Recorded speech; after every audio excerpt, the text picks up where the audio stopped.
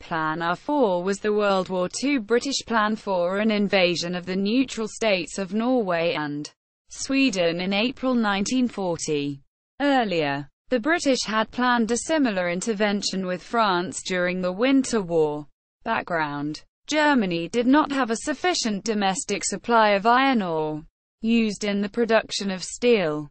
Before the war, large quantities of iron ore were imported from mines in the French province of Lorraine. Since September 1939, this supply was no longer available, so shipments from the other large supplier, Sweden, were essential for the production of tanks, guns, ships, railcars, trucks and other implements of war. In the northern part of the Baltic Sea, the Gulf of Bothnia, lies the Swedish port of Luleå, from where in the summer a quantity of ore was shipped. It was frozen in winter, so for several months each year the Swedes shipped most of their iron ore by rail through the ice-free port of Narvik, in the far north of Norway. In a normal year, 80% of the iron ore was exported through Narvik. The only alternative in winter was a long rail journey to Oxelösund on the Baltic Sea, south of Stockholm, which was not obstructed by ice. However, British intelligence suggested that Oxelösund could ship only 1/5 of the weight Germany required. Traveling inside Norwegian territorial waters for most of the trip, the shipping from Narvik was virtually immune to British interception attempts. To the Allies, stopping the shipping and thus starving German industry was vitally important. The Allies devised a plan to use the Soviet Union's 30th of November 1939 attack on Finland as a cover for seizing both the Swedish ore fields in the north and the Norwegian harbors through which it was shipped to Germany. The plan was to get Norwegian and Swedish permission to send an expeditionary force to Finland, across Sapmi, ostensibly to help the Finns. Once in place, they were to proceed to take control of Swedish harbors and mines, occupying cities such as Gävle and Luleå and shutting down German access to Swedish ore, presenting Norway and Sweden with a fait accompli. Because of the danger of Allied or German occupation and of the war being waged on their territory, both the Swedes and the Norwegians refused the transit requests.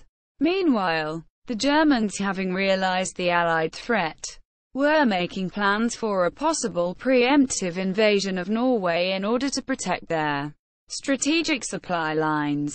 The Altmark incident of 16 February 1940 convinced Hitler that the Allies would not respect Norwegian neutrality, and he ordered the plans for an invasion hastened. The Scandinavian reluctance to allow Allied troops on their territory halted the original Allied plan for using aid to Finland as a pretext for moving in troops. But on 12 March the Allies decided to try semi-peaceful invasion nevertheless. Troops were to be landed in Norway and proceed into Sweden to capture the Swedish mines. However, if serious military resistance was encountered, they were not to press the issue. However, Finland sued for peace on 13 March. So the revised version of this plan had to be abandoned too. The Germans were partly aware of the Allied planning. They intercepted radio traffic showing that Allied transport groups were being readied, and a few days later messages that the Allies had to abandon their plan and redeploy their forces. Plans for the German invasion of Norway continued since Hitler feared the Allies were nevertheless going to launch their own invasion sooner or later. And he was right, although he was unaware of the actual plans.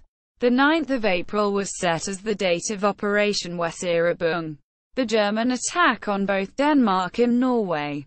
The UK plan. The Allied invasion plan had two parts: Operation Wilfred and Plan R4. In Operation Wilfred, set to take place on 5 April, but delayed to 8 April, the Norwegian territorial waters were to be mined, violating Norwegian neutrality. This would force the ships carrying ore to Germany to travel outside the protection of Norwegian territorial waters and thus becoming accessible to the British Navy.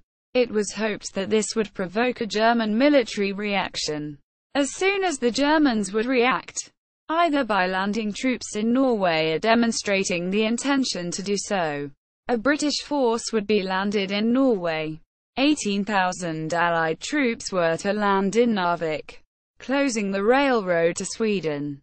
Other cities to be captured were Trondheim and Bergen.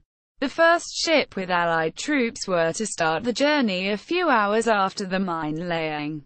On the 8th of April, a Royal Navy detachment led by HMS Renown mined Norwegian waters in Operation Wilfred. But German troops were already on their way, and the original Plan R4 was no longer feasible. The Allies had, however, provided Hitler with an invasion excuse: combat operations. Although Plan R4 could not be executed as planned, Allied troops were swiftly sent to Norway to fight alongside the Norwegians. Real success was only achieved against the Germans in the Narvik area, bringing them close to surrender. The Allied troops consisted of 24,500 British, Norwegian, French and Polish troops, in particular Marine infantry, French Foreign Legionnaires, and Polish mountain troops. The German troops were composed of 2,000 mountain troops and 2,600 seamen from the sunk German invasion flotilla. On the 17th of April 1940, Hitler ordered the German troops to evacuate to Sweden to be interned. See the Allied campaign in Norway. However, the successful German campaign against France and the Low Countries led to an Allied troop redeployment. Allied troops were evacuated from Norway by the 8th of June 1940. See also Franco-British plans for intervention in the Winter War. Foreign support in the Winter War.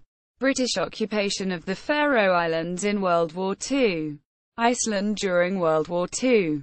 Norwegian campaign. Project Catherine. Winter War / Franco-British plans for a Scandinavian theatre.